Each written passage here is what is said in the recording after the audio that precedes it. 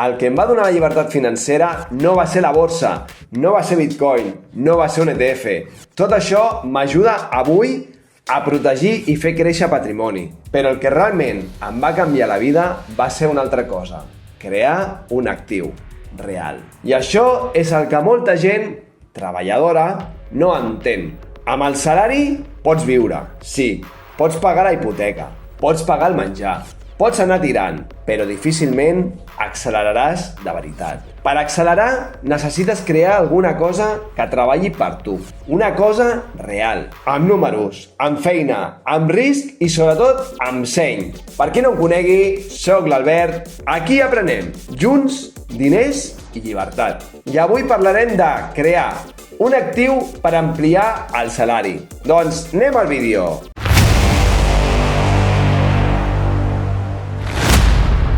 Si ja has vist els capítols anteriors, veuràs que hem anat pas a pas. Avui fem un pas més, perquè invertir està molt bé, però hi ha una pregunta incòmoda. D'on surten els diners que invertiràs? Perquè si cada mes només et sobren 50, 100 o 150 euros, sí, pots començar i has de començar. Però no ens enganyem, això va lent, molt lent. I aquí és on entra la idea d'avui: crear un actiu. No només estalviar, no només invertir, crear alguna cosa que pugui generar diners. Jo no vinc aquí a criticar el salari. Tenir un salari és molt important. A molts ens ha donat estabilitat, ens ha permès pagar una casa i mantenir una família. Jo he estat camioner i sé què és treballar hores. Sé què és mirar el compte i pensar, a veure si aquest mes arribem bé. El salari és una eina molt valuosa, però té un problema. Està lligat al teu temps i encara que cobris bé, normalment tens un sostre. Pots fer hores extres i pots canviar de feina per buscar un millor sou. Perfecte. Però arriba un punt on el teu cos, el temps i la teva vida tenen un límit. I aquest és el problema. Amb el salari pots estar estable, però si vols accelerar necessites una altra cosa, perquè la nòmina t'aguanta, però no sempre t'estira. I si vols arribar a la llibertat financera només amb el salari i l'estalvi, hauràs de tenir molta paciència, molta disciplina i molts anys per davant. No és impossible, però és molt lent. Per això, quan una persona treballadora em pregunta: Albert, per on començo? Jo li diria: primer ordena, després estalvia i després aprèn a invertir. Però quan ja tinguis una mica de base, fes-te aquesta pregunta: què puc crear jo que pugui generar diners més enllà de la meva feina?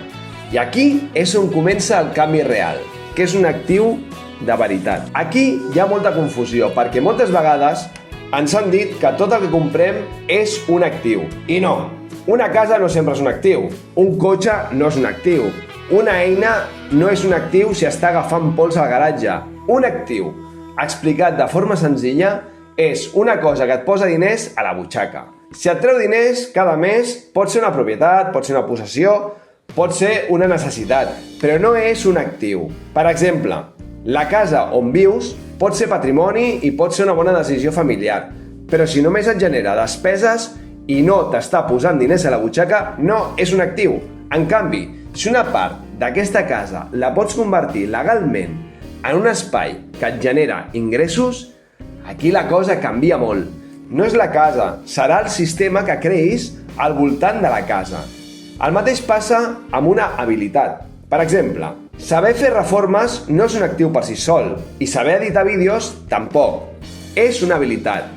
Però si aquesta habilitat la converteixes en un servei, amb marge, amb clients, amb sistema i amb preus ben posats, aleshores pot començar a ser un actiu. O com a mínim una màquina de generar capital. I aquest capital després el pots utilitzar per invertir, reduir deute o crear un altre actiu. Aquesta és la idea. No fer més coses per estar més cansat. És construir alguna cosa que et doni més força financera. El primer camí, per mi, seria l'actiu immobiliari. I aquí no parlo només de comprar un pis per llogar. Comprar un pis, llogar-lo i cobrar cada mes està molt bé, però una persona treballadora moltes vegades no pot comprar un segon pis així com així. Els bancs no et regalen els diners, els impostos no són petits i les reformes no són barates. Per això cal pensar una miqueta més fi. A vegades l'actiu no és comprar una altra casa, A vegades l'actiu és mirar què tens a prop. Una part d'una vivenda, un annex, un garatge, un espai desaprofitat, una planta que es pot separar, una entrada independent, una propietat familiar que ningú està aprofitant o una casa que necessita reformes però té molt de potencial. Ara bé, i això és important, no tot es pot fer, no tot és legal i no tot val la pena.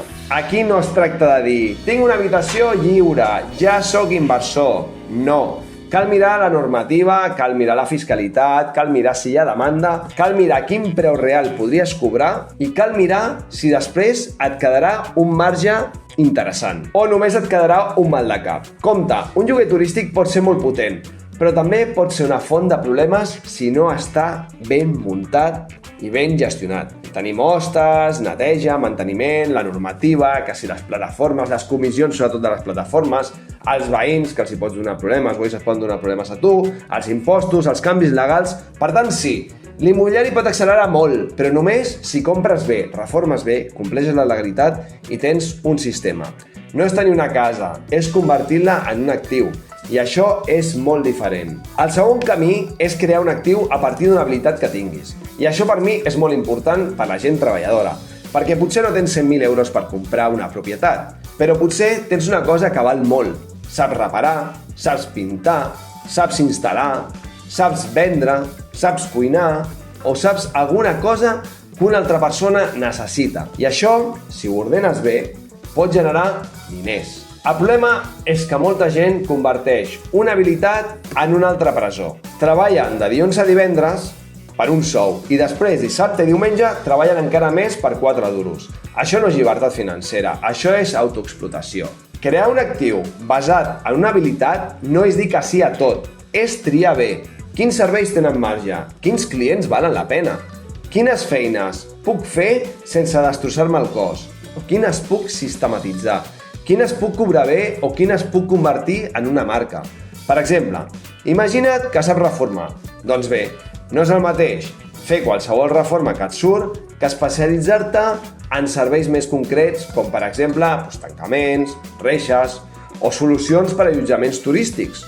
O inclús pots fer serveis on puguis tenir marge i menys desgast. Això ja no és només anar a jornal, això ja és començar a construir una estructura. I potser al principi ets tu sol, però si ho fas bé, pots crear una marca i tenir una web on puguis automatitzar serveis. I això, a poc, es pot anar convertint en alguna cosa més gran que simplement vendre hores. Però insisteixo, si només canvies una nòmina per treballar 12 hores al dia per clients que et regategen, no has creat un actiu. Has creat una feina pitjor. El tercer camí és fer un projecte puntual per generar capital. Per exemple, un flip. Sí, al comprar alguna cosa, millorar-la i vendre-la. Pot ser un immoble o pot ser una petita operació amb algú de confiança. Això pot accelerar molt, però també és dels camins més perillosos si vas sense números. Perquè aquí hi ha molt de fum, molta gent diu compro, reformo i venc. Dit així sembla fàcil, però després ve la realitat. ITP, notaria, registre, reforma, llicències, imprevistos, interessos, temps de venda, la plusvàlua, paletes que no caben o problemes amb Hisenda per comprar com a particular, entre d'altres. Un flip no es guanya quan vens, es guanya quan compres. Si compres malament, ja has perdut. Encara que després ho deixis preciós. I aquí també cal tenir clar amb qui ho fas. Si ho fas amb un amic o un familiar, tot ha d'estar per escrit. Què posa cadascú, què cobra cadascú, qui decideix, què passa si falten més diners, què passa si un vol vendre i l'altre no, i què passa si l'obra es dispara. Perquè els diners i la família, si no estan ben parlats, poden trencar relacions. Per tant, el flip sí pot ser una eina, però no és un joc, és una operació empresarial. I encara que la facis en petit, si no la mires com una operació empresarial, pots acabar pagant una lliçó molt cara. Un actiu no és passiu al principi. A mi això dels ingressos passius m'agrada agafar un pinces. Potser un actiu ben creat acaba generant diners amb menys intervenció, però al principi normalment és tot el contrari. Al principi és feina, és dubte, és por, és aprendre, és equivocar-te, és fer números, és mirar la normativa, és buscar clients, és fer anuncis, és aguantar problemes i és menjar-te algun marró. Crear un actiu és com fer una casa. Primer hi ha fang, primer hi ha molt de soroll, primer hi ha la feina bruta, però després, si ho fas bé, pot venir la part bona. Però si vols començar per la part bona sense passar per la part dura, normalment acabes comprant fum. I en les finances hi ha molt de fum. No busquis ingressos passius, busca actius ben construïts. Els ingressos més passius poden venir després, però primer toca arremangar-se. La meva experiència. Jo no vaig arribar a la llibertat financera perquè un dia vaig trobar una acció màgica, ni perquè vaig comprar Bitcoin al moment adequat o perfecte. Jo vaig arribar-hi perquè vaig crear actius sent camioner, amb una vida normal i en família, amb pors i amb dubtes, molts. I en molts moments pensava, ostres, on m'estic ficant? Però hi havia una cosa que tenia clara, si només depenia del salari, aniria massa lent. I aquí sempre em venia la història al cap de Rocky Balboa, un noi de barri, humil, on va mirar al seu voltant i sense tenir pràcticament res, va aprofitar el poc que tenia per aconseguir el seu somni. Entrenava corrents pels seus carrers, amb el seu gos, i aprofitava la carn del seu amic com a sac de boxa. Es fotia els ous crusos com a proteïna barata. I això em porta a que els que hem viscut als anys 80 tot estava marcat de sacrifici, fracassos. I si aguantaves, potser arribava a l'èxit. Crec fermament que ara se li dona massa importància a tenir tota la filigrana ben muntada per començar. Tot ha de ser perfecte. I en mentre de començar i després ja aniràs ajustant, passen els mesos i no comences. En canvi, quan crees un actiu, si surt bé i la sort t'acompanya, pots començar a jugar una altra partida. Ja no és només treballo, cobro i gasto. Ara és treballo, creo, cobro, reinverteixo i avanço. Aquesta és la diferència i això no vol dir fer-se ric ràpid. Vol dir canviar la direcció, vol dir deixar de pensar només en el final de mes i començar a pensar en una estructura. Què estic construint? Què quedarà d'aquesta feina? Un actiu, una marca, un coneixement, una propietat millorada, un sistema o una font d'ingressos. Això és el que hem de buscar. No sempre serà fàcil i no sempre sortirà bé. Però és aquí on hi ha l'acceleració de veritat. Ara bé, no vull que ningú acabi aquest vídeo pensant doncs apa, demà compro una casa, faig un Airbnb i ja està. No, això seria una bestiesa. El primer pas no és comprar, el primer pas és mirar al teu voltant com feia Rocky Balboa. Mirar què tens, mirar què saps fer, mirar els teus recursos, mirar quins riscos pots assumir, mirar el temps que disposes i mirar la teva situació familiar.